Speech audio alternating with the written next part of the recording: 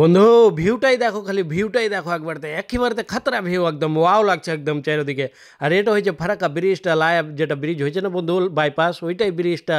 এক পারের কাম মোটামুটি হয়ে গেছে, আর এক পারে মোটামুটি হালকা করে বাকি আছে। ওইটাও কাম হয়তো ফাটাফাট হয়ে যাবে, আর লম্বা ব্রিজ হয়ে আছে।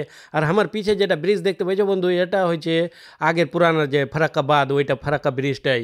আর এটা ব্রিজটা 1961 সালে যখন কাম শুরু হলো, আমার দাদারা নানারা এটা কাম করতে এসে বন্ধু হাইটাই।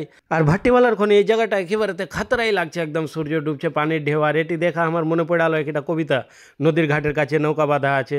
তো এক ঠেকে যারা আমরা কিন্তু স্টাইল দেখে এত নি হাইটাল নু নদীর কোলে, কাঁচা কাঁচা বালুতে, আর চারিদিকে খালি বালুই বালু হয়ে আছে। আর ঝিনাই, এই ঝিনাইগুলো লিয়ে দেখনু তো ঝিনাইগুলো পাসিন হয়ে আছে, একদম সুন্দর সুন্দর ঝিনাই। আর চারিদিকে বালুই বালু, তো কোনো একে যারা দৌড়বো তো দৌড়িয়াও দেখালনু, একদম দৌড়িয়া হাইটা হুইটা দেখালিনু। আর চারিদিকে বালুই, আর খাতরাই লাগছে বন্ধু একবারতে, জায়গাটা একদম খাতরাই জায়গা। আর এঠে ভাটিওয়ালার দৃশ্যটা কিন্তু একবারতে খাতরাই লাগছে বন্ধু একদম, সূর্য ডুবছে ডুবছে, আর এঠে একদম খাতরা লাগছে চারিদিকে, একদম পানি লাদি লাও।